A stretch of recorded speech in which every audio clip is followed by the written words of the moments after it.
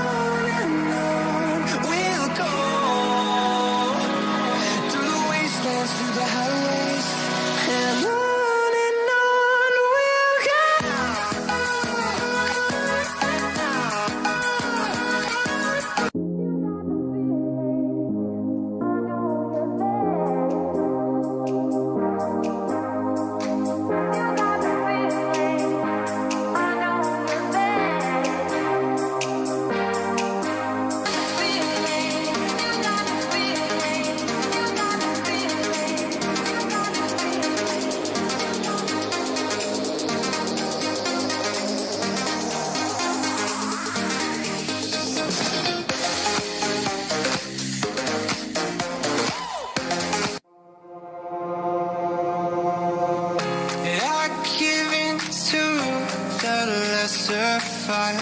My body aches to be satisfied. My weakness comes and goes. My weakness comes and goes.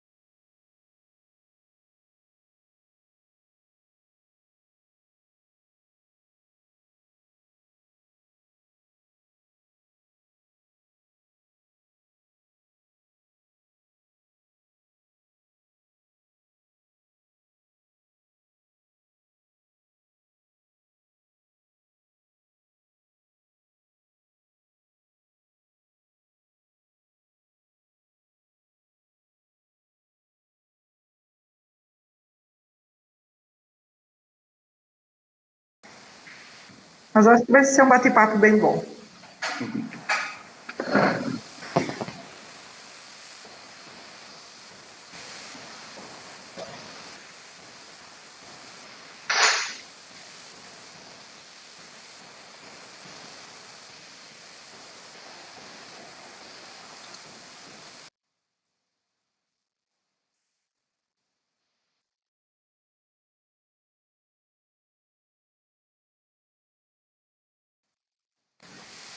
Ok.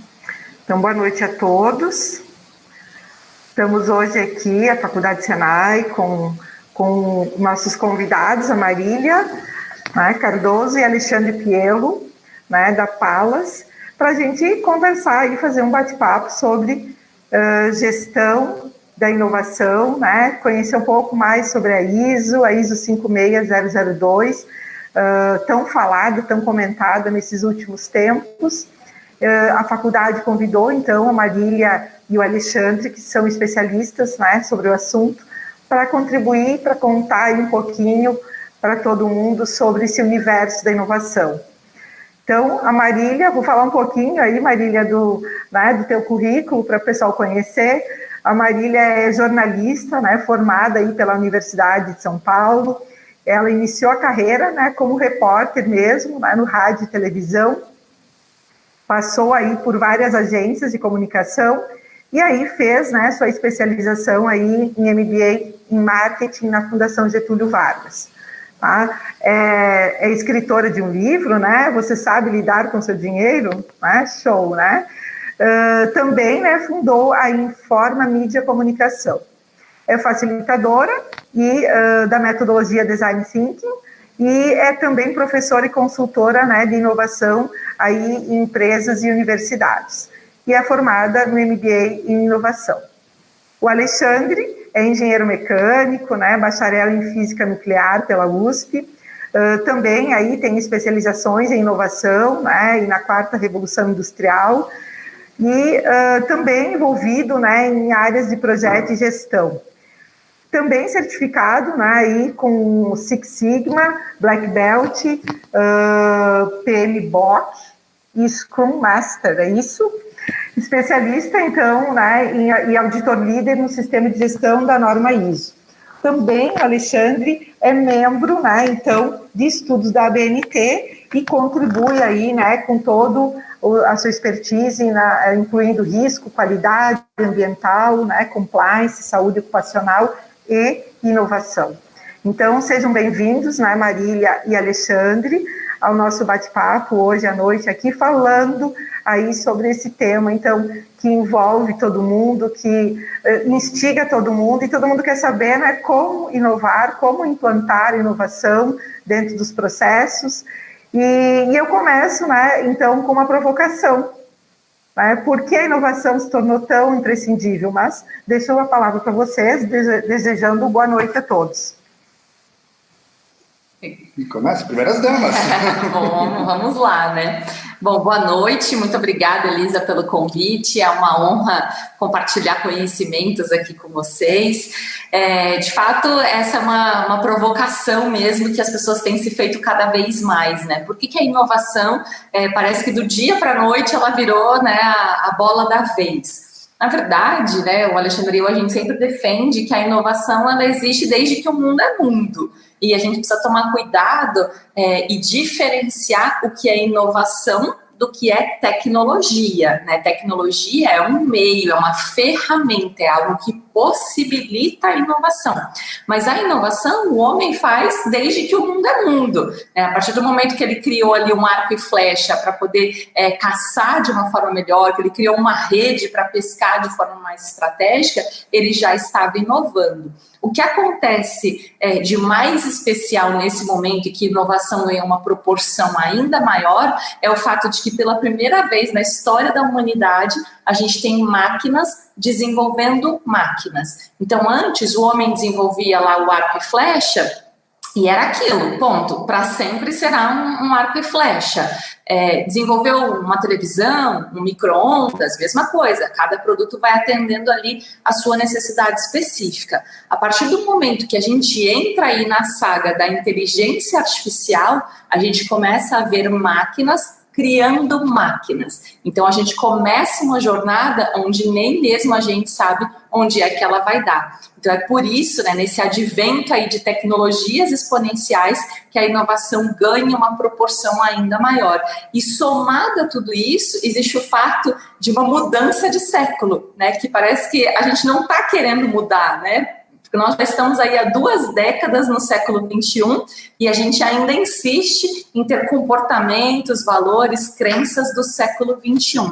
Óbvio que é bastante difícil, porque a gente foi criado, né, preparado para um mundo que já não existe mais. Então, nós precisamos fazer essa virada de chave, essa transformação que não é só digital, né? É uma transformação de mentalidade acima de tudo. Né? E complementando um pouco a Marília, nós também estamos passando por uma grande revolução industrial. Nós tivemos a primeira grande revolução industrial, que foi a substituição de homens por máquinas a vapor. Tivemos a segunda revolução industrial, que foi a questão do advindo da eletricidade, então substituir as máquinas a vapor da eletricidade. A terceira revolução industrial, que foi começar a colocar os componentes eletroeletrônicos, uma pequena automação dos maquinários, e agora a automação de praticamente tudo.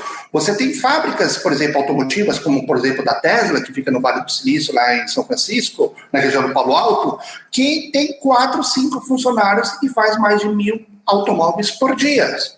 Então, como a gente consegue acompanhar esse tipo de automação? Como é que a gente vai conseguir acompanhar essas tecnologias se a gente não entender qual é a base dela, qual é o cerne dela? E o cerne está na inovação. E a inovação, como a Marília falou, não é tecnologia. A tecnologia tem que ser um meio, tem que ser uma ponte para você chegar no lugar. Esse que é o grande erro de muitas startups no Brasil. Muitas startups focam, vou fazer um aplicativo igual ao Uber, vou fazer um aplicativo igual ao Airbnb, vou fazer um aplicativo, sei lá, de fazer conexão de 2 pessoas para fazer troca de dinheiro através de blockchain e criptomoeda.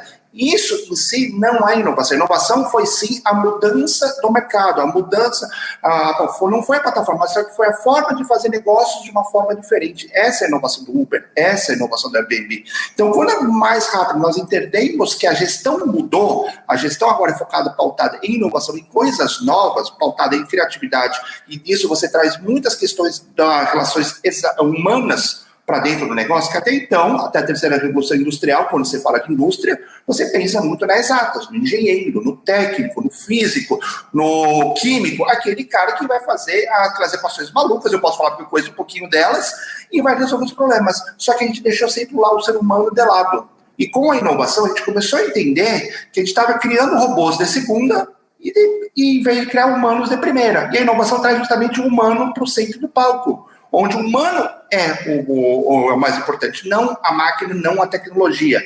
E só que para isso eu tenho que entender inovação, tenho que entender uma forma diferente de fazer as coisas.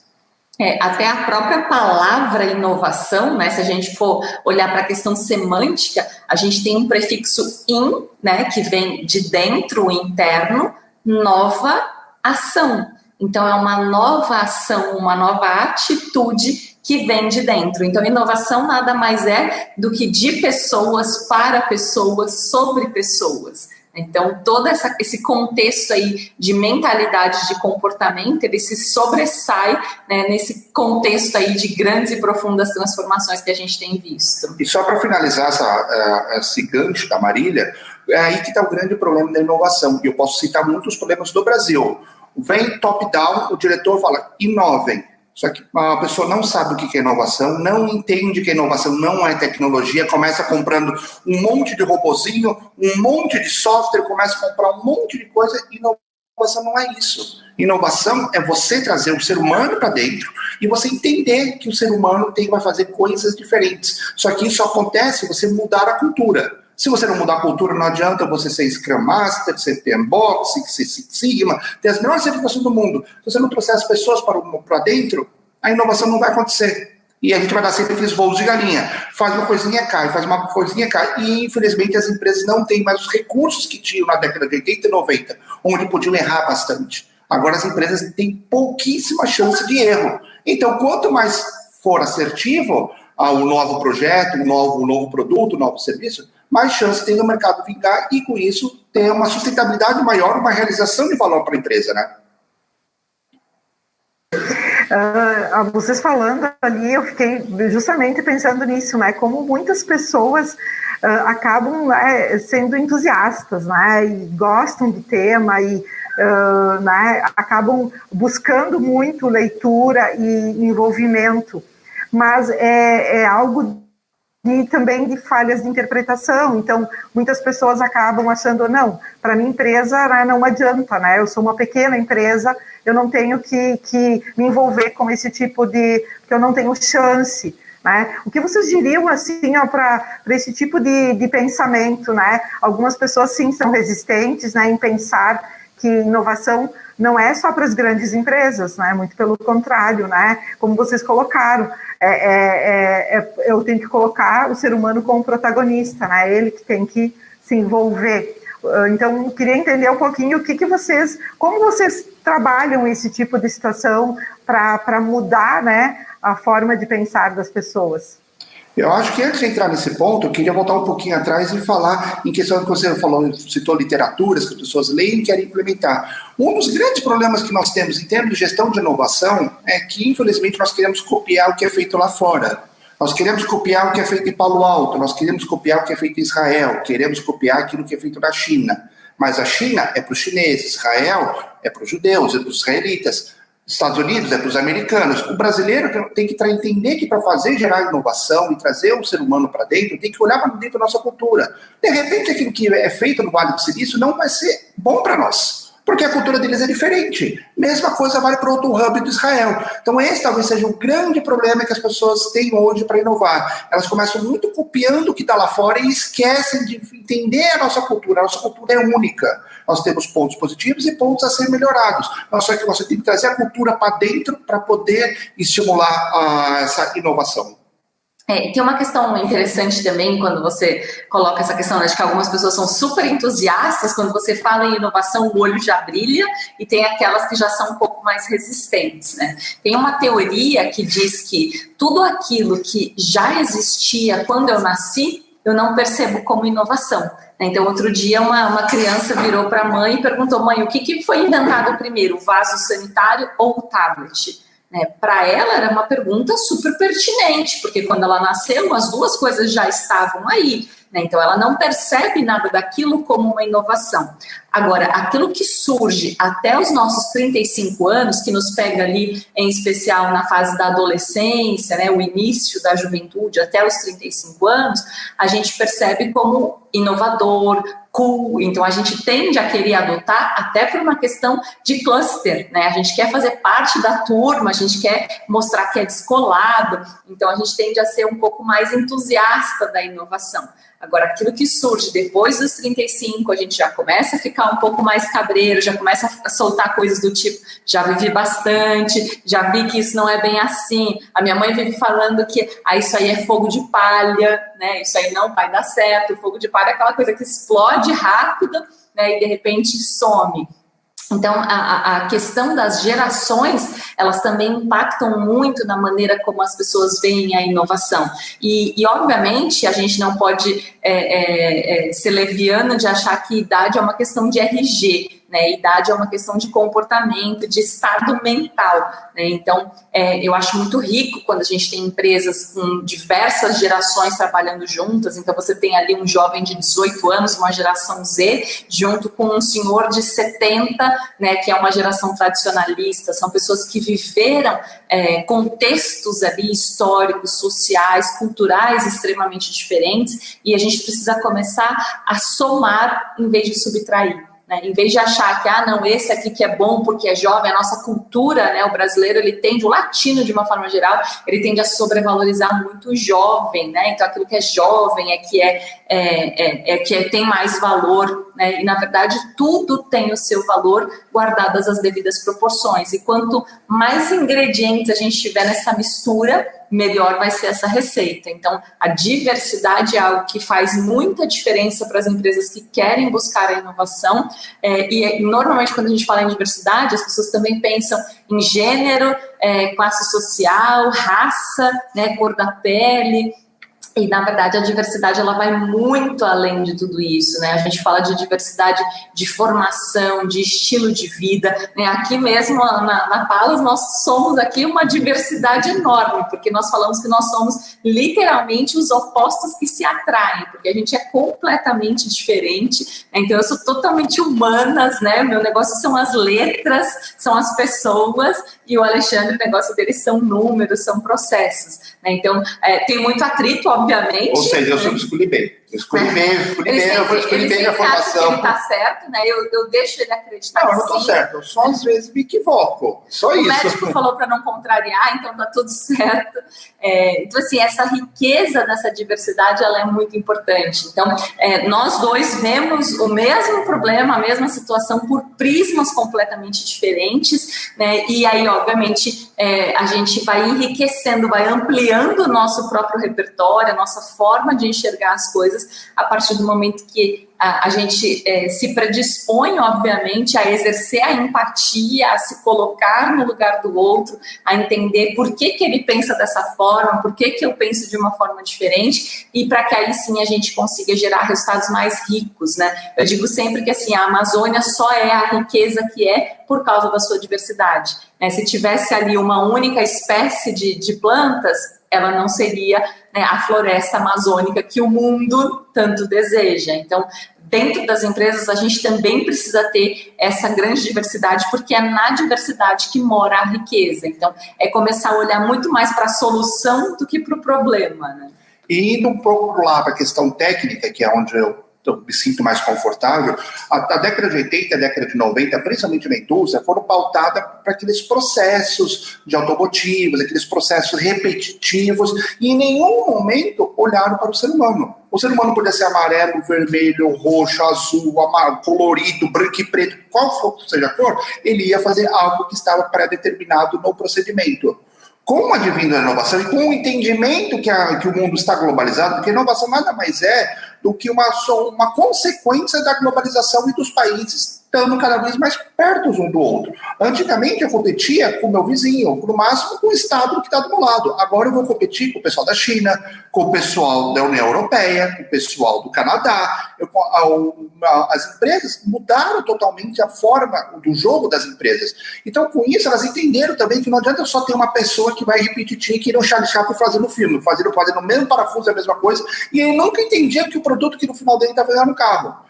Com isso, as empresas entenderam que precisava trazer as pessoas para dentro do processo. E quando eu trago as pessoas para dentro do processo, eu consigo ter essa riqueza, eu consigo ver mais projetos, mais oportunidades de melhoria. Muitas vezes, as grandes inovações não vêm do CEO da empresa, não vem do diretor, mas sim vem daquele torneiro mecânico que está 12 horas torneando ou fresando uma peça, que ele sabe, olha, se eu aumentar um pouco o passo aqui e se eu botar um pouco o líquido refrigerante ali, eu vou ter uma peça de uma melhor qualidade, e isso normalmente não vem lá de cima. Então, as inovações estão no chão de fábrica, estão nas questões operacionais e às vezes táticas, mas dificilmente estratégia. A estratégia tem que pensar em termos do mercado, do business, mas pro produto, as grandes inovações estão lá embaixo. Só que só vou estar lá embaixo, só vou conseguir ouvir isso se eu trouxer as pessoas para próximo de mim, porque negócios são de pessoas para as pessoas.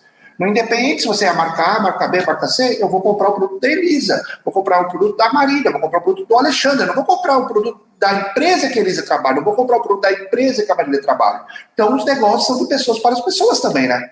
E, graças a Deus, as grandes empresas, a grande parte da indústria começou a entender isso. Por isso que a inovação se tornou tão importante nesse momento, né? Sim, eu fiquei ouvindo ali, né, vocês e lembrando dessa questão da empatia, né, que a Marília falava anterior, e que esse momento todo também provocou muito, né, entendermos, termos mais empatia e buscar muito mais, acho que essa socialização com a própria equipe, né, de trabalho que você está inserido. Então, isso realmente, assim, acaba, né, trazendo várias situações que a gente vai se adaptando. Muitas pessoas realmente tinham uma condição muito mais hierárquica e acabou que nessa pandemia também, né, trouxe, talvez, mais oportunidades, né, dessa socialização interna acontecer, né? Mas falando, né, em toda essa condição que vocês trouxeram, né, a gente teve a oportunidade, está tendo a oportunidade, né, de acompanhar muito mais tendências, muito mais coisas que estão acontecendo nesse processo, né, virtual que a gente vem vivendo nesse momento da pandemia. E eu queria que vocês, né, comentassem, né, qual é o real impacto, né, dessas tendências mundiais aí nesse contexto da inovação, né? Como o Alexandre falava, a gente tem uma perspectiva sempre de olhar para fora, né, de olhar para outros países e querer copiar, né, muitas vezes, claro, é do ser humano, né, querer buscar o que viu de melhor e tentar adaptar. Mas o que vocês comentam a respeito dessa importância de estarmos, né, olhando, termos essa visão de olharmos para as tendências e o que é possível, né, para colocar em prática, talvez? Bom, uma coisa que a gente reforça muito com os nossos clientes é a necessidade de a gente ser menos avestruz, né? Porque normalmente a gente se depara com muitos empreendedores que eles ficam ali com a cabeça dentro do próprio buraco, né? Tentando dar o melhor de si, né? Muitas vezes conseguindo, inclusive, mas eles não conseguem olhar para fora, né? Eles estão ali tão envolvidos na rotina da empresa, no dia a dia, né? Na satisfação do cliente, pagar os incêndios, pagar incêndio, pagar contas, que eles não conseguem sair dessas pendências e olhar para as tendências, né? E um negócio, ele é movido pelas tendências. E hoje é muito importante a gente entender que mesmo as pequenas empresas, normalmente elas têm o hábito de analisar os concorrentes, né? Ela fica ali monitorando se o meu concorrente lançar alguma coisa, eu não posso ficar atrás, né? Então tem ali uma corrida, né? Sempre ali de olho nos concorrentes. Só que hoje a gente trabalha com um conceito de disrupção lateral. O que quer dizer isso? Que muitas vezes a disrupção, né, do meu negócio, aquilo que vai acabar com o meu negócio, com o meu mercado, não é necessariamente algo que o meu concorrente vai desenvolver, mas sim algo que um garoto, né, de 15, 16 anos, na frente do computador, no quarto dele, numa garagem do outro lado do mundo, vai desenvolver, que vai tornar o meu produto ou o meu serviço completamente obsoleto. Então, é por isso que é tão importante a gente ficar de olho nas tendências, começar a desenvolver uma mentalidade realmente bastante diferenciada, né, de que a gente não pode ficar ali só no nosso dia a dia. Em inovação, a gente fala muito em trabalhar em 2 tempos, né, o que paga as minhas contas hoje, mas o que vai pagar as minhas contas no futuro. E a gente precisa fazer sempre um exercício de autodisrupção. Então, é matar o nosso próprio negócio. O Salim Ismail, que é um dos fundadores da Singularity University, ele diz que se a gente não estiver tentando matar a nossa própria empresa, outra pessoa está. Esse é o próprio lema do Facebook. Mark Zuckerberg usa esse lema. Então, assim, a gente precisa começar a se perguntar, né, no mundo sem aquilo que eu faço, o que eu vou fazer? Tem um conto que eu acho muito interessante, que ele fala que um mestre estava passando por umas terras muito afastadas e ele se deparou com uma casinha muito pobre, né, com uma família ali muito miserável, e tudo que aquela família tinha era uma vaca leiteira. E aí o mestre ordenou para o seu discípulo que ele empurrasse aquela vaca do penhasco, e o discípulo não entendeu bem por que daquela ordem, né? Ainda tentou contra-argumentar o mestre, dizendo, imagina, essa família vai morrer de fome, né? Como é que eles vão viver? Tudo que eles têm é essa vaca leiteira. Mas ele acabou cumprindo a ordem e jogou a vaca no penhasco. Muitos anos depois, ele passando por aquelas terras, avistou naquele mesmo lugar uma casa muito bonita, né? Toda luxuosa, e ele, curioso, foi lá bater na porta para entender o que tinha acontecido com aquela família. Lógico que ele imaginou que outra pessoa tinha comprado aquelas terras, reformado. E aí foi tamanha a surpresa dele quando o senhor abriu a porta. Ele perguntou, onde é que estava aquela família? Ele falou, somos nós.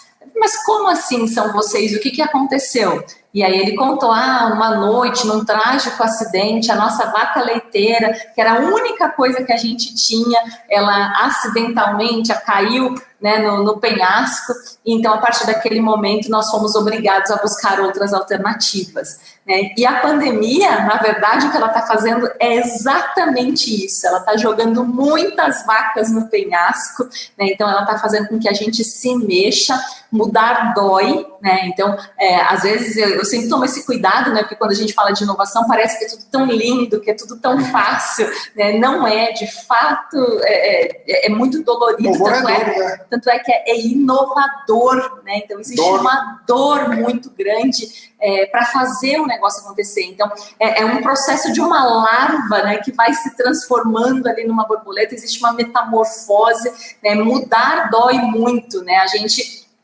como eu comentei, né, a gente foi preparado para um mundo linear, né, onde a gente nasce, cresce, vai para a escola, casa, financia carro, casa, e aí quando a gente vê que, o negócio fugiu dos trilhos, a gente simplesmente não sabe o que fazer. Então, a gente precisa começar a desenvolver essa cultura adaptativa, essa resiliência. Eu gosto muito do termo antifragilidade, né? O Nassim Taleb escreveu um livro brilhante, que é o Antifrágil, onde ele coloca que o resiliente, ele simplesmente resiste. Né? Então, num contexto aí de pandemia, né, tem muitos empreendedores que estão ali resistindo, né? Eles estão ali tentando tirar o restinho da vaca ali, né, do leite que tem, né? Enquanto o antifrágil, ele faz o que na psicologia a gente chama de sublimação, que é transformar algo negativo em positivo. Então, a antifragilidade é a capacidade da gente se beneficiar com o caos. Então, como é que eu faço para transformar uma situação extremamente negativa em algo bom? Né? E aqui na Palas mesmo a gente está vivenciando isso, né? A gente está trabalhando com a norma, com a ISO 56, né? Desde 2017, quando o Alexandre, né, começou a participar do grupo, fazer ali a formatação.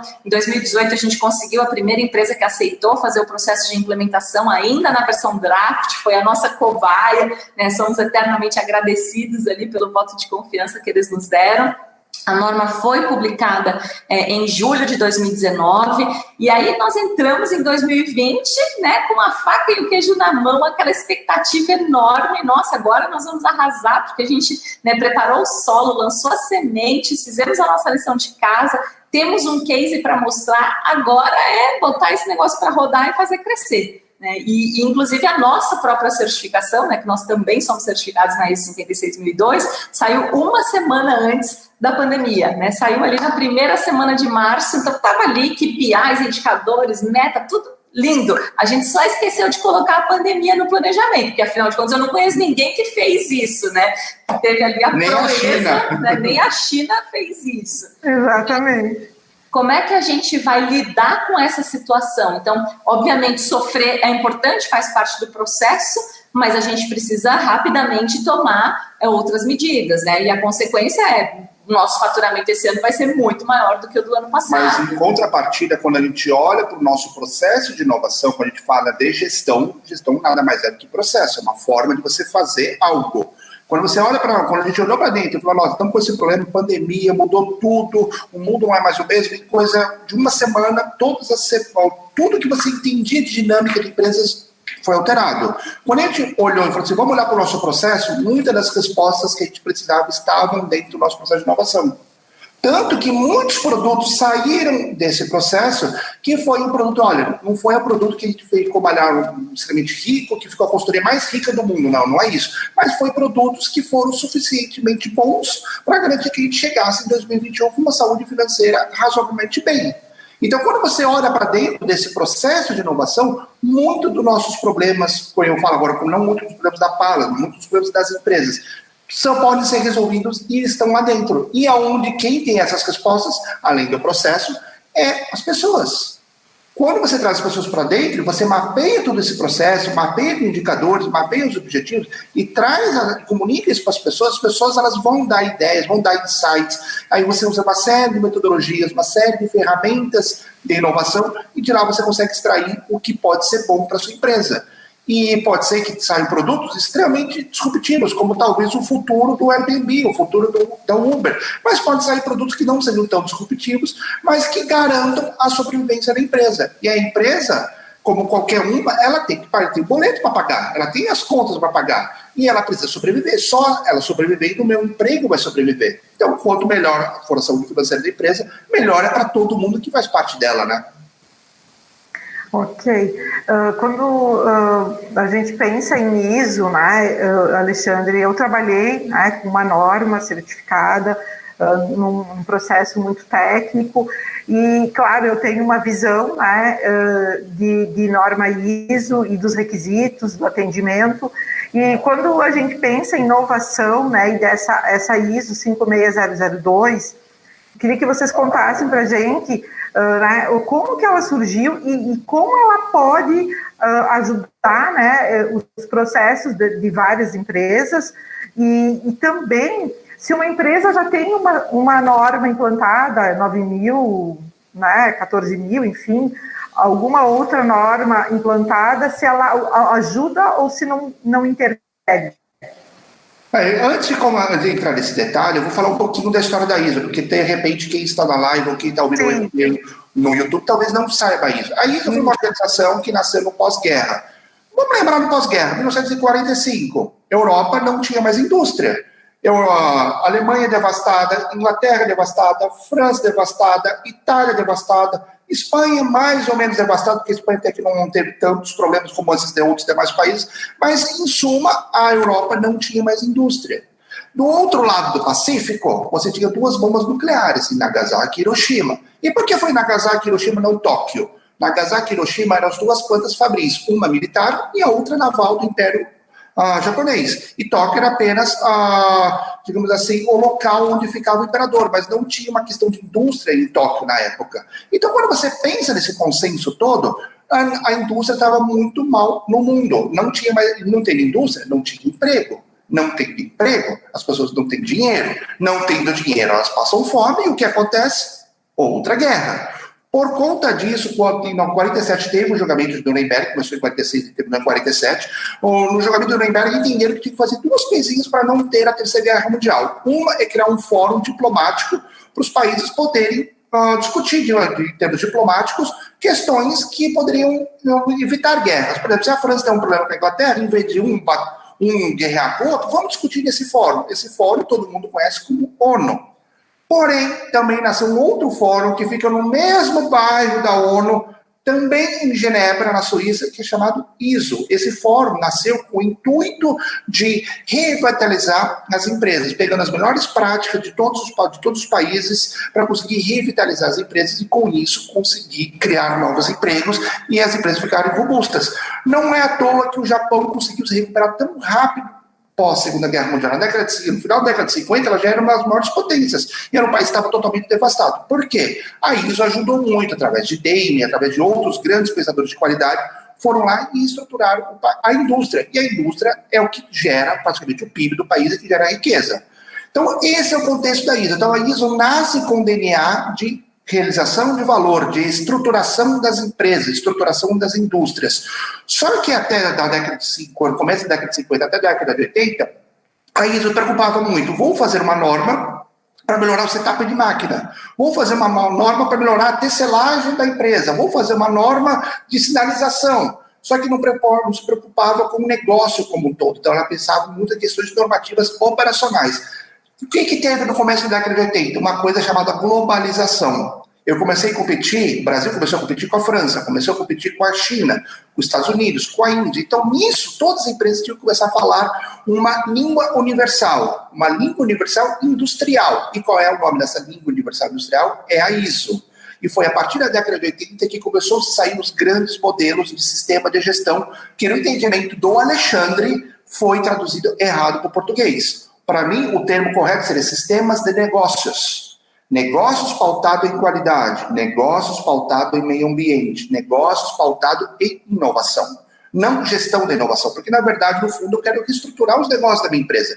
Quero fazer com que a minha empresa tenha um foco melhor em qualidade, que, na verdade, é o produto, e ambiental, saúde ocupacional, e agora inovação. Então, nesse contexto, nascem as normas e sistemas de negócios. Só que, no Brasil, houve um grande equívoco. A maioria das implementações começaram na década de 90, top-down. Faça, se você não fizer, principalmente no ramo automotivo, se você não fizer, você não vai fornecer para mim. Se você não fizer assim, você está fora do mercado. Então, o que começou a se fazer? Copiar e colar muitos sistemas de gestão. Aí o meu fornecedor do sistema de gestão achava bonitinho, copiava e trocava o logo. Nem via o que estava lá dentro. E copiava, e assim foi. Por isso que, infelizmente, o sistema de gestão da ISO, pautado nas diretrizes da ISO, ficou tão mal visto no Brasil. Que o diretor fala, eu invisto nisso, gasto dinheiro, isso não dá retorno. Lógico que não vai dar retorno. Só copiar e colar a grama do meu vizinho, a terra é diferente, as coisas são diferentes, o adubo que eu uso é diferente do meu vizinho, não dá para ficar em verde igual dele, a não ser que eu faça uma planta para o meu terreno, com o meu adubo. E isso o que se chama-se? Cultura.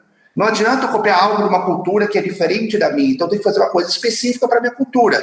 Se todo mundo fizer isso, aí sim as coisas vão dar valor. Então, nesse contexto, é quando você começa a pensar que o sistema de gestão é algo humanitário, único, individual, único para a cultura da sua empresa, você começa a entender que aí sim você vai começar a ter um sistema de gestão ou da qualidade, ou do meio ambiente, ou de saúde ocupacional, ou da inovação. Mas por que veio a inovação? Se até então qualidade, meio ambiente e saúde, segurança eram digamos assim, os alicerces das empresas. Mas só que, em termos mundial, isso é um básico. Se eu não tenho um produto bem feito em termos de qualidade, ISO 9001, se eu não sou uma empresa sustentável, ISO 14001, e se eu não cuido dos meus colaboradores, ISO 14001, 45001, eu nem vou ser ouvido pelas empresas lá fora. Então, eu tenho que ter isso. Então, isso é o básico. Então, o que começou a ser o diferencial? O diferencial começou a ser outros sistemas de negócios, entre eles a inovação. E por que a inovação se tornou tão importante? Isso tudo começou lá nos anos 2008.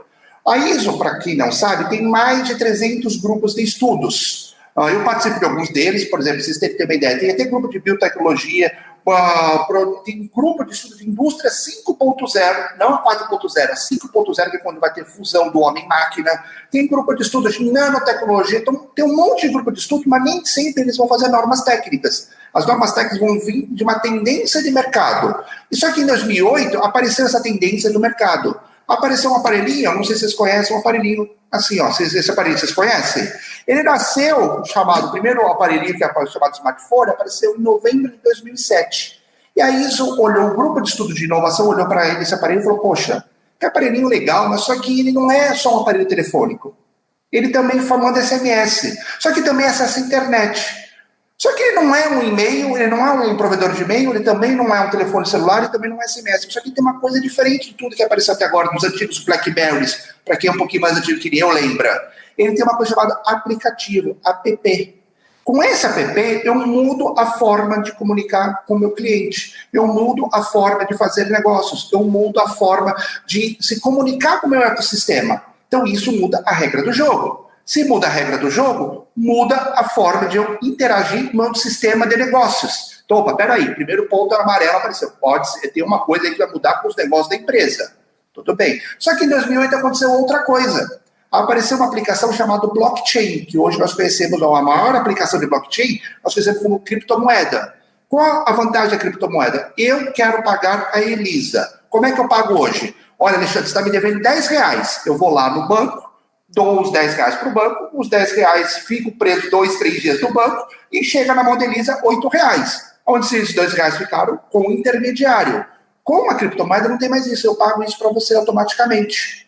Então, quando eu penso em termos de negócios, muda também a forma de eu pagar os meus fornecedores, os meus clientes, os meus colaboradores, muda tudo. Foi aí que a Elisa falou, opa, peraí, esse negócio bagunçou tudo, bagunçou os negócios da empresa, então precisamos olhar isso com mais carinho. Como é que a gente vai olhar com mais carinho? Eu vou em todos os países que fazem parte da ISO, que hoje são 164, só fica um pouco abaixo da ISO, da ONU, e começou a se olhar todas as boas práticas que tinha de inovação em todos os países. E o Brasil também participou com uma norma também, que é a 16.501, ela já foi revogada, ela não está mais atual, porque foi substituída pela ISO 56.002, e começaram a pegar. E nisso começaram a estudar, foi um estudo praticamente de 11 anos, e eu tive a oportunidade de participar um pouco desses estudos, eu colaborei um pouquinho com a formatação dessa norma, e começou a se ver alguns padrões. Olha, se a empresa ela tem abordagem para o processo, ela tem um resultado legal de inovação. Olha, se ela tem uma direção estratégica, que a gente chama de indicadores, ela também tem um resultado legal. Olha, se eu tenho uma cultura colaborativa, que aí é novamente trazer o ser humano, o humano para dentro, eu também tenho resultados legais. Ela começou a ver uma série de padrões.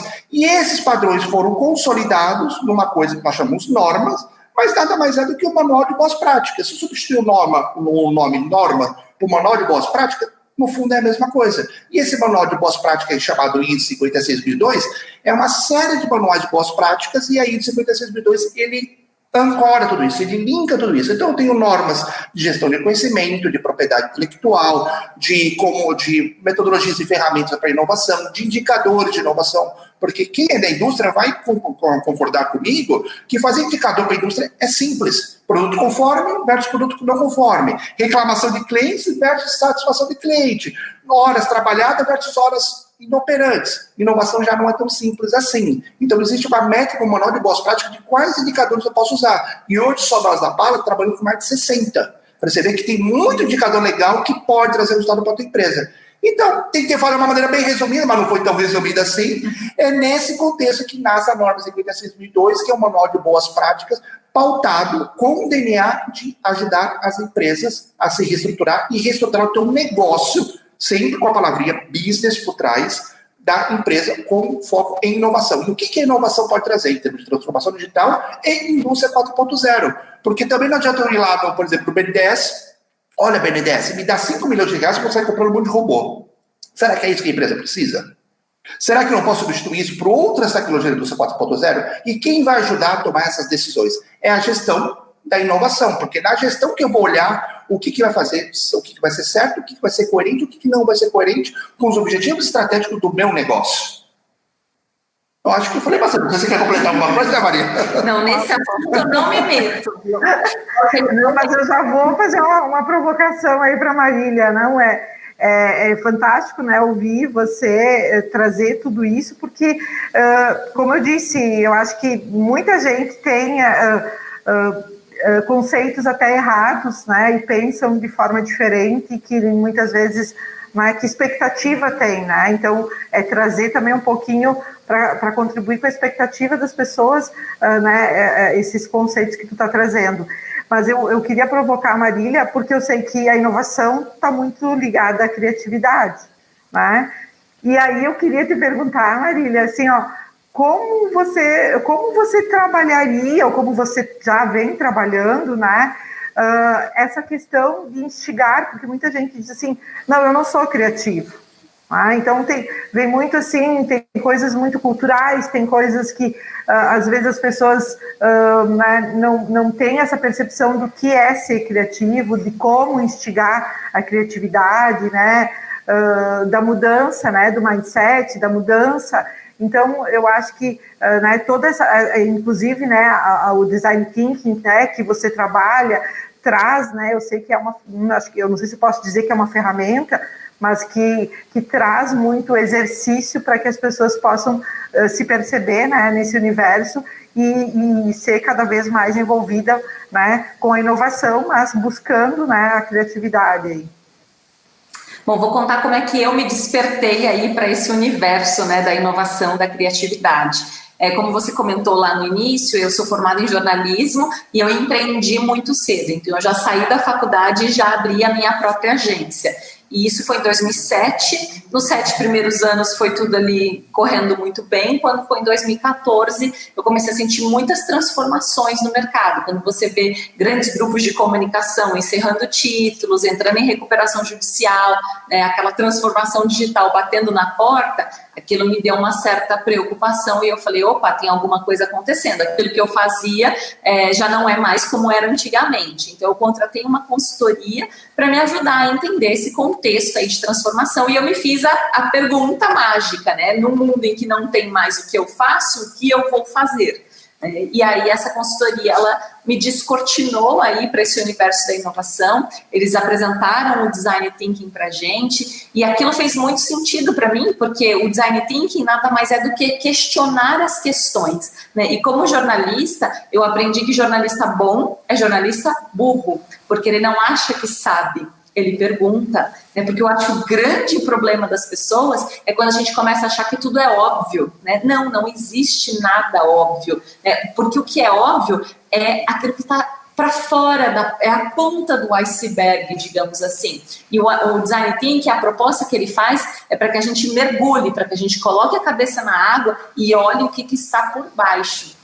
Então, é um exercício, né? Então, as pessoas que falam, nossa, eu preciso ser mais criativa, mas isso não é para mim, isso é para o fulano que trabalha com publicidade, isso é para o artista, né? Na verdade, a criatividade, ela é a única característica que nos diferencia de todos os outros animais, né? A nossa capacidade de criar. O problema é que a gente vem, né, como o Alexandre comentou, desde lá da Revolução Industrial, querendo ser robô de segunda. E você vê pessoas trabalhando de forma extremamente automatizada. Outro dia eu fui passar num pedágio, né, a gente já está até rindo, né? Porque eu dei eu dei uma nota grande, mas eu já dei as moedas trocadinhas, né? E aí eu entreguei entreguei e a pessoa falou assim, você tem 30 centavos? Aí ele, nossa, tá aqui, desculpa, eu tô no automático. Então, assim, a gente precisaria ter um ser humano naquela atividade, ele está extremamente automatizado, enquanto, na verdade, ele deveria estar criando. E criar nada mais é do que testar, experimentar. E quando a gente testa, a gente erra, nem sempre a gente gosta, né, daquela nossa primeira tentativa. Então, a inovação, ela é tentativa e erro, e a gente precisa se acostumar com isso. Quando eu comecei essa minha jornada aí de inovação, eu lembro que teve uma funcionária minha que todas as vezes que eu fazia um curso, eu chegava sempre eufórica, nossa, isso é assim, isso está mudando e tal, ela ficava em pânico. Até que teve um dia que ela virou para mim e ela falou assim, quando você começou com essa história, eu ficava sempre muito preocupada, eu achava que, né, eu ia passar fome, porque nada do que eu sei fazer vai ser necessário no futuro, eu estou perdida mesmo, o negócio está complicado, eu vou ser substituída por um robô, né? Ela entrou ali no pânico. Até que ela falou assim, chegou um momento em que eu descobri que eu já estou até começando a gostar, né, de que realmente o negócio muda mesmo, mas isso não é ruim, isso pode ser bom.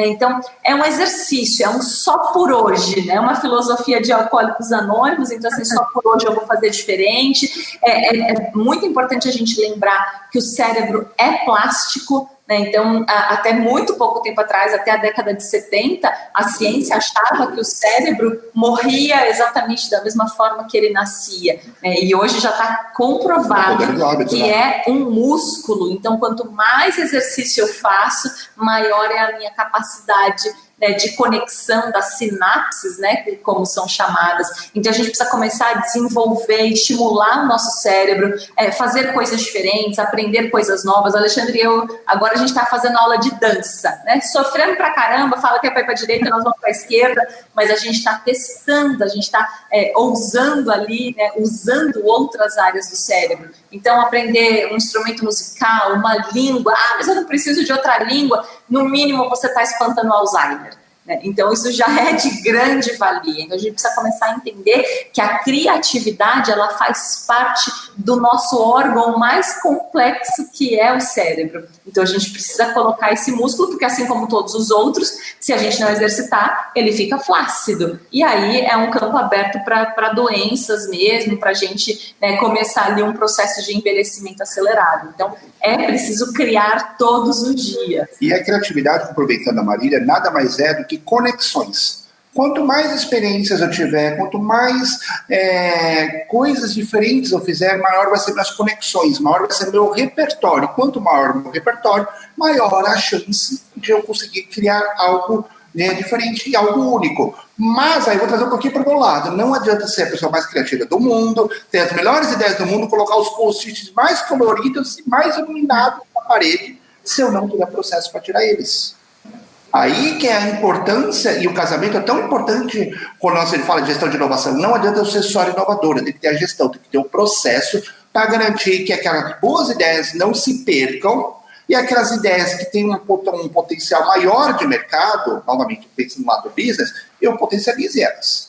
Então eu também tenho que ser criativo, mas também tem que ter processo para fazer isso. E isso é facilmente conseguido se entender. É fácil de você criar uma metodologia baseada em processos que você consiga garantir que a tua criatividade garanta que os post-its saiam da parede. Senão não adianta eu ter aquela parede linda, maravilhosa, com um monte de post-it, com um monte de cor, com um monte de adesivo, só que aquilo não gerar aquele resultado para a empresa. E no final das contas nós precisamos gerar resultado, né? A gente costuma dizer bastante, né? O Silvio Meira, ele fala que a melhor definição de inovação é a criatividade emitindo nota fiscal. E tem muitos especialistas que falam que o grande paradoxo da inovação é o contexto do caórdico, que é uma mistura de caos e ordem. Então, eu sou o caos, né? Eu faço a bagunça, eu faço as provocações, eu faço as pessoas saírem da caixa, e depois o Alexandre transforma tudo isso em processos, né? Então, eu sou a criatividade e ele está ali preocupado com a nota fiscal. Então, é muito importante que a gente vá sempre mesclando essas duas coisas para que a gente consiga realizar valor. Porque a gente até, né, a nossa vida profissional se cruzou porque ele me viu levando o design thinking para os meus clientes e muito frustrada de ver que os post-its não saíam das paredes. Até que ele falou, se não tiver processo, essas ideias nunca vão se transformar em resultados. E do ponto de vista da criatividade, o Murilo Gun, ele fala que o nome certo, né, nem é criatividade, é combinatividade, porque, na verdade, nada se cria, né? Mesmo a roda, né? Ele até fala, todo dia eu estava vendo uma palestra dele, ele falando, inventar a roda. Gente, a partir do momento que o homem viu o coco caindo do coqueiro e rolando, aquilo deu insight para ele desenvolver a roda. Então, nem a roda é tão original. Tem até um livro que é Roube como um Artista, que ele fala que a gente precisa começar a desmistificar essa coisa do mito da originalidade. Não, eu só quero ter se é para ter uma ideia, que seja a ideia, que seja a original. Mas nem você é original, você é a mistura do seu pai com a sua mãe, então todo nós somos cópia da essência. Então, e o Roube como um artista é nesse sentido de roubar a inspiração. Não é a ideia, não é plagiar, mas é você roubar essa inspiração.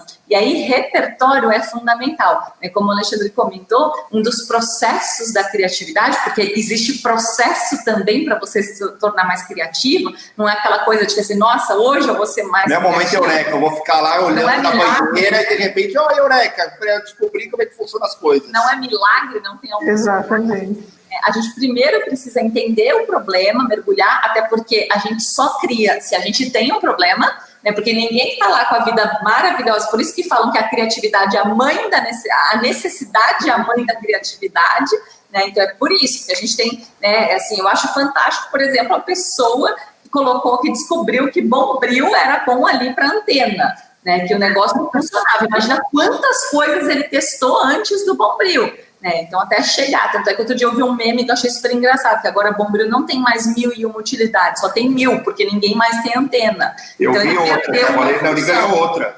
Esse pode saber que melhora o sinal de Wi-Fi. Tá vendo? Novidade. Não teve nenhuma. A gente precisa mergulhar no problema, entender, fazer aquele processo de olhar aquilo que está submerso, colocar a cara na água mesmo, e aí ter um repertório para conseguir fazer combinação, né? A criatividade, ela é um resultado aí dessas combinações. Ótimo, muito, muito bom mesmo. Eu tenho uma pergunta ainda, mas eu depois vou temos aí pergunta de internauta, né? A Adriana coloca, eu acho que é interessante, talvez você contextualizar antes da minha. Ela pede aqui como que, enquanto eu, como colaboradora, né, posso fazer a minha instituição crescer, né, nesse conceito de inovação. O que vocês diriam para ela? O que eu posso sugerir? Primeiro, antes de tudo, a pessoa tem que entender o contexto do atual cenário, tem que entender o contexto. Eu não estou falando de pandemia, não estou falando de Covid, mas sim o contexto de tendências de mercado. Existem grandes estudos que mostram, já conseguem predizer através de ciência, muita ciência, não é mãe de Iná que chega com os números da Loteria Federal e insights e você ganha na Loteria Federal, não é isso. Através dessa ciência você consegue saber grandes tendências que vão acontecer no mercado. E quando você sabe essas tendências, você consegue ver oportunidades e ameaças para a sua empresa. Quando você olha para a oportunidade, você tem oportunidades. Por exemplo, quantas empresas não usaram a questão do Covid, que é uma grande ameaça para muitas empresas, mas usaram ela como oportunidade de criar novos negócios, novos produtos para vender. Não tem nada de errado nisso. Nós estamos falando de negócio, de business, de empresa. Não tem nada de errado nisso. Então, um conselho que eu daria é você se aprofundar em estudos de tendência. Isso chama-se um estudo chamado QHunt. Se você procurar na internet, no Google, você vai ter bastante material. Ou se você fizer o nosso curso junto com o Senai, você vai sair expert nisso também, vai sair sabendo bastante sobre isso. Mas nesse curso, na nossa teoria de QHunt, você aprende a mapear as grandes tendências de mercado, principalmente de mercado para a tua empresa. E lá vão ter as oportunidades e ameaças. A provocação que eu fico, será que os taxistas perderam o mercado para o Uber porque não viram tendência, ou será que fizeram alguma coisa errada? Aí que está o ponto. Ou a mesma coisa do Airbnb. Será que o Airbnb cresceu tanto e hoje tem um valuation de mercado muito maior que as quatro maiores grandes redes hoteleiras do mundo, porque ela não viu alguma oportunidade ou ela não viu as ameaças dos concorrentes? Então é justamente nessa questão que a pessoa pode se especializar. E agora eu passo a bola para a Marília. Bom, eu acredito que assim, tudo nasce do problema. Né? Então, é preciso fazer um estudo profundo mesmo de quais são as expectativas, as necessidades, as dores de fato, né? Em Design Thinking a gente fala muito sobre isso. Qual que é a dor do meu cliente? Né? E é importante a gente fazer um processo de inovação envolvendo várias pessoas, né? Um erro muito comum que eu percebo em várias empresas, de todos os portes, de todos os segmentos, cria alguma coisa, né? Desenvolve lá um produto, coloca um tempão, dinheiro, pessoas, um esforço danado, e aí quando lança, não era isso que o mercado queria, não era isso que o cliente esperava. Então é importante a gente quebrar o processo. Eu gosto muito da ideia de desconstruir para reconstruir. Então, para a gente ser inovador, acima de tudo, a gente precisa ser um grande questionador. A gente precisa fazer as perguntas certas. E hoje a gente fala muito que o grande cerne do negócio não está nas respostas, e sim nas perguntas, porque as respostas, elas emergem. As perguntas é o que, de fato, fazem a diferença. Ok. A gente tem uma outra, não é nem pergunta, mas o Nelson, que está nos assistindo, ele colocou assim, né, parabéns aí Marília e Alexandre, e ele colocou gerações diferentes juntos, somando, né, então a questão aí, né, da longevidade, né, dos cabelos grisalhos. Então, não, fica bem claro, eu sou a geração mais nova, tá, que fique bem claro para ele, eu sou mais nova aqui da história. Mas eu acho que, assim, até numa parte ali a Marília comentava sobre isso, né, de que o jovem, né, e claro, a jovialidade ou a idade não tem a ver, né, com realmente a sua característica de idade, mas a gente vê muito isso, assim, muitas experiências também sendo aproveitadas, né, em algumas empresas, e que sim, dá muito certo, né, ter o jovem e ter a pessoa mais experiente, ter esse equilíbrio, né? Então, acho que também o Nelson... Por exemplo, na semana passada, um processo seletivo para estagiários da terceira idade. Isso, né? É fantástico, né? Até tem o filme, né? O Estagiário lá, né? Que tem a ver bem com esse equilíbrio, né? Eu acho que é muito do equilíbrio mesmo. Eu tenho uma outra pergunta que a pessoa me mandou pelo WhatsApp, né? Que eu acho que tem aí até para fazer um fechamento, a gente está muito aí também já no nosso horário, mas assim, como, né, que a ISO, né, essa ISO, né, de inovação, e como vocês, né, e com a empresa Palas podem ajudar, né, então a ISO, como ela pode ajudar essas empresas, né, no processo aí de business, né, como diz o Alexandre, né, então talvez até como uma forma de fechar, né, o nosso bate-papo, porque acho que é um dos questionamentos, né? Por que eu devo fazer, ou por que eu devo implantar, ou por que eu devo conhecer, né, essa ISO e talvez, né, colocar ela no meu processo industrial?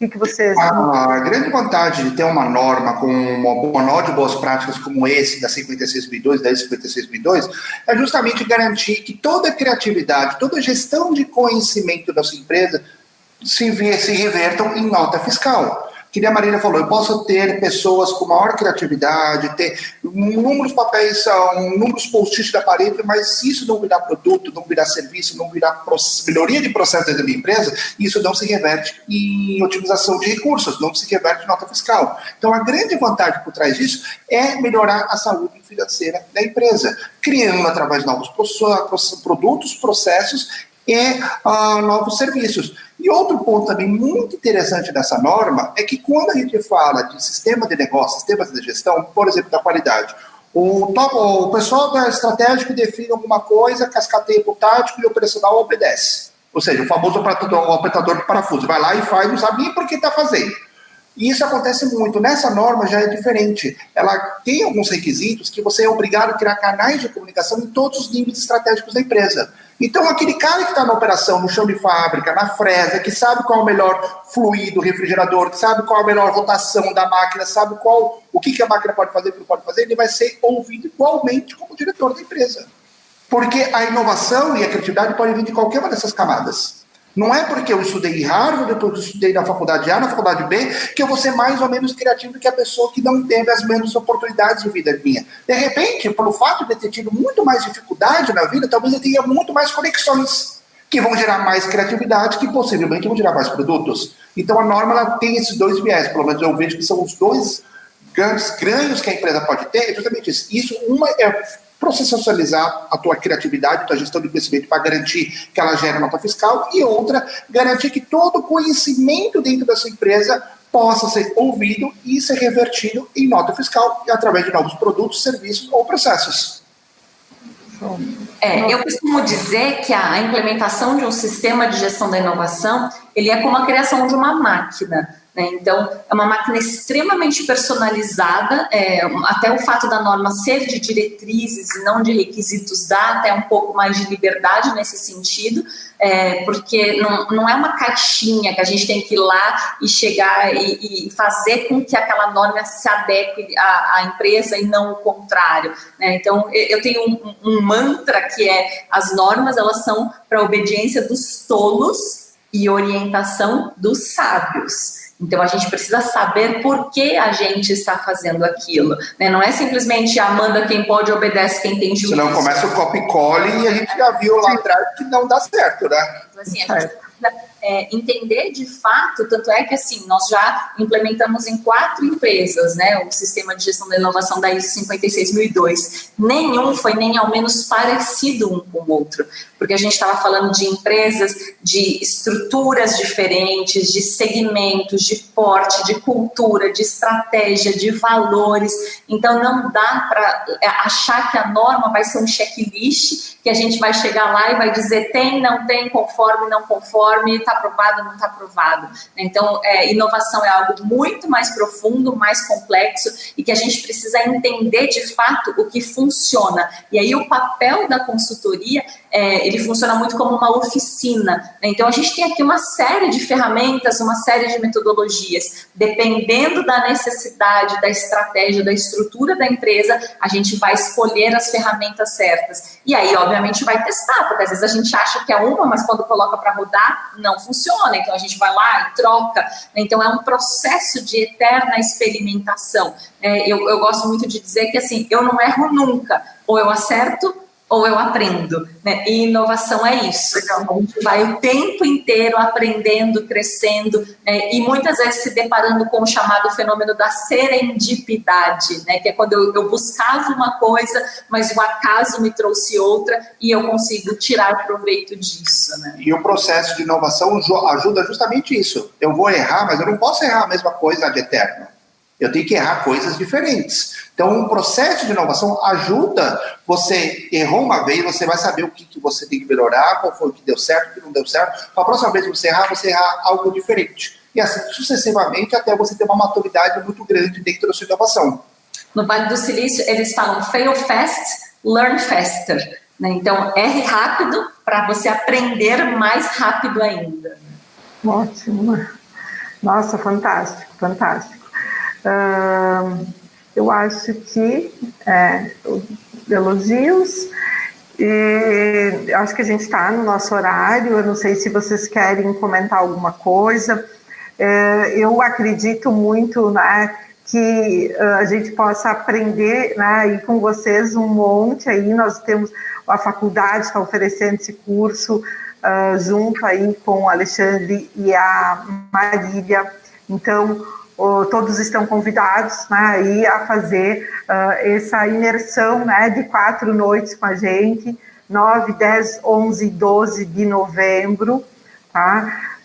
A gente vai fazer à noite, então, dando oportunidade para todo mundo conseguir aí entender melhor esse processo de sistema de gestão de inovação, e aí, claro, levar essa cultura aí para dentro das suas empresas. Então, a gente agradece aí ao Alexandre e a Marília, a faculdade aí está de portas abertas para recebê-los aqui, quando tudo isso permitir, que vocês venham a Chapecó, mas eu deixo a palavra com vocês aí, para finalizar essa noite, então.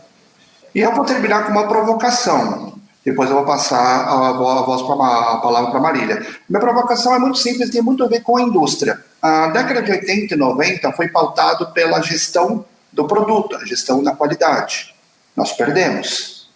Anos 90 e 2000 foram pautados pela gestão ambiental, que poucas pessoas sabem que essa metodologia nasceu na Eco 92. A ISO 14001 nasceu, era um dos dois grandes, a ECO 92 tinha dois grandes objetivos. Um, criar uma norma de boas práticas de sustentabilidade, que ficou conhecido como ISO 14001, e outro, um protocolo de não poluição, que foi ratificado em 97, que foi conhecido como protocolo de Kyoto. A corrida da gestão ambiental, nós perdemos. Gestão de compliance e anti-suborno final com 2010, 2010. Essa eu nem vou falar se nós ganhamos ou perdemos, porque eu não dou resposta. Agora está vindo a gestão da inovação, a nova corrida, a nova corrida que está pautada das indústrias.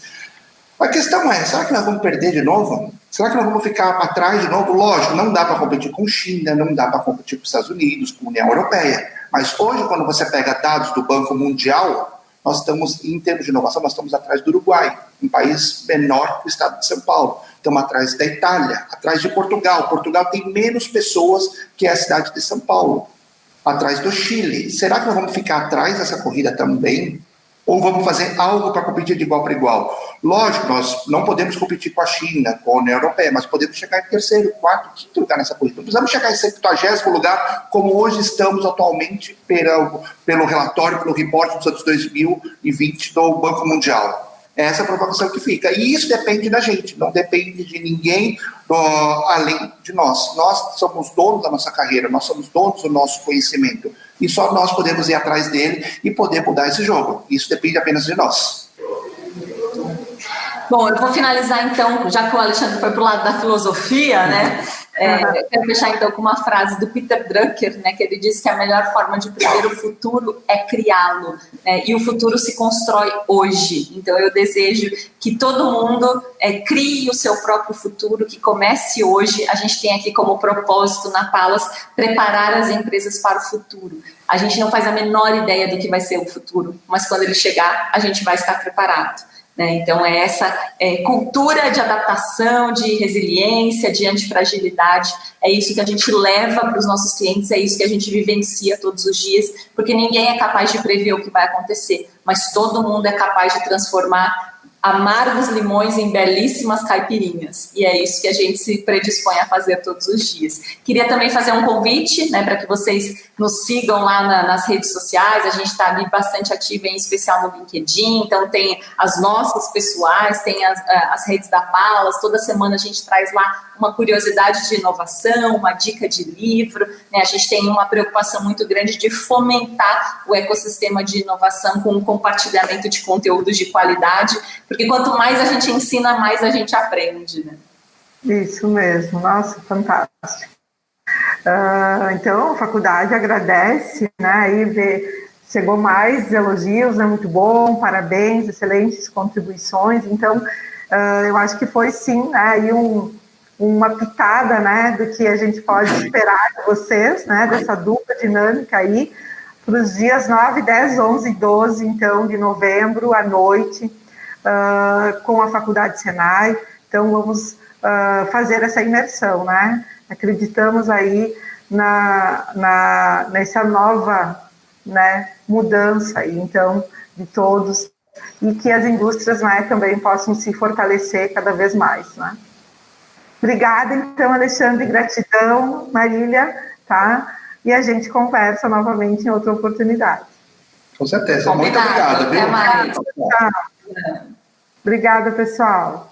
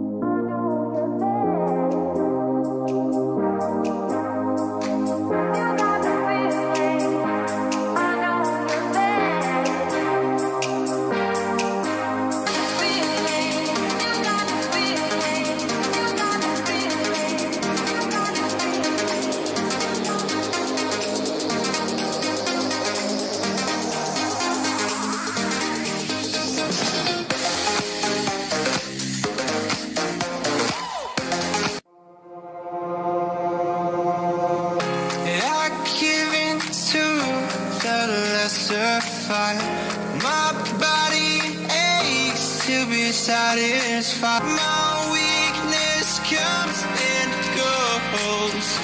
My weakness comes and goes.